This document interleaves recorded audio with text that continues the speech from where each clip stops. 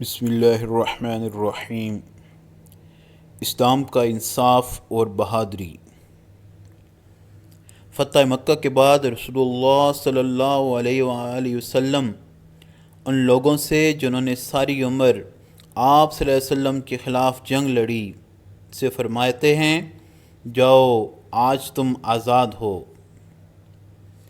ایک قبطی غیر مسلم عمر رضی اللہ تعالیٰ عنہ کے پاس آ کر یہ شکایت کرتا ہے کہ آپ کے گورنر عمرو بن عاص کے بیٹے نے مجھے تھپڑ مارا ہے۔ حضرت عمر رضی اللہ تعالیٰ عنہ اس کے لیے گورنر اور اس کے بیٹے سے قصاص لیتے ہیں۔ ایک دفعہ ایک مسیحی عورت سلطان صلاح الدین کے پاس آ کر کہتی ہے، میرا شوہر تمہاری قید میں ہے، اب تم مجھے خرچہ دو۔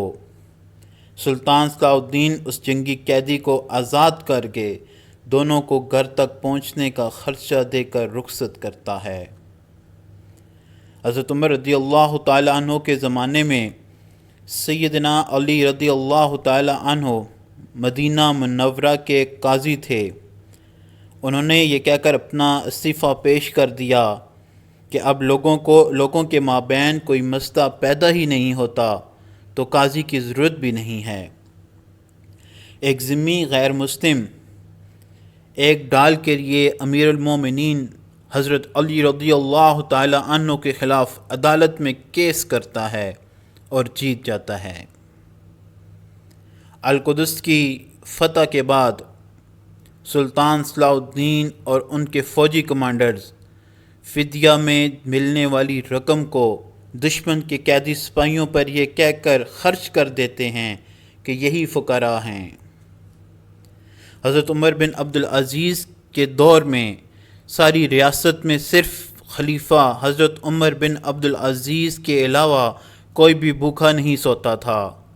ساری دنیا عید پہ نئے کپڑے پہن کر باہر نکلتی ہے، سوائے خلیفہ عمر بن عبدالعزیز کی بیٹی کے جو نئے کپڑوں کے لیے روتی ہے تو خلیفہ کہتے ہیں، بیٹی میرے پاس پیسے نہیں۔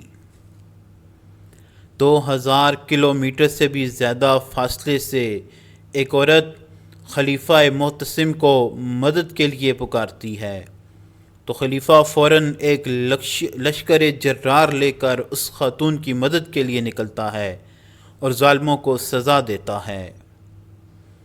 تاتاری ساری دنیا کو تہ و بالا کرنے کے بعد اسلام سے متاثر ہو کر اسلام قبول کر لیتے ہیں۔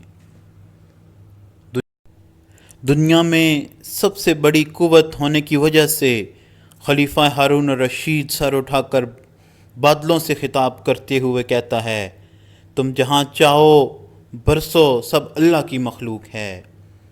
حضرت عمر بن عبدالعزیز کے دور حکومت میں منادی سڑکوں پر گھومتا ہوا آواز لگاتا ہے کہ کسی کو پیسوں کی ضرورت ہے، کھانے پینے لباس حتیٰ کہ شادی کے لیے، لیکن کوئی جواب نہیں آتا کیونکہ سب خوشحال تھے۔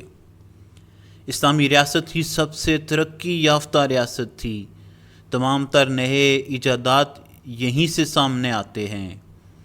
عربی زبان دنیا کی نمبر 1 زبان تھی۔ اندلس کو روئے زمین پر کی یونیورسٹی کہا جاتا تھا۔ محمد الفاتح 17 سال کی عمر میں دنیا کا سب سے طاقتور حکمران تھا۔ اس نے 22 سال کی عمر میں قسطنطنیہ کو فتح کیا۔ 17 سالہ اسامہ بن زید اکابر صحابہ کے لشکر کی قیادت کرتے ہیں۔ جراحت کے میدان میں آج بھی استعمال ہونے والے بیشتر آلات کو اسلامی ریاست میں ایک مسلمان ڈاکٹر نے ایجاد کیا تھا۔ اسلامی ریاست ہی فوجی، علمی، فکری، اقتصادی، تہذیبی ہر لحاظ سے دنیا کی سب سے بڑی ریاست تھی اور اس کی وجہ صرف اسلام تھا۔